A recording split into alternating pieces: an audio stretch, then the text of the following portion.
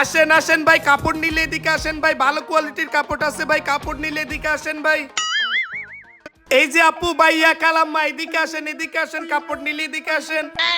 সব উন্নত মানের ব্র্যান্ডের কালেকশন আছে, এদিকে আসেন। আরে একজন তো এদিকেই আসতেছে।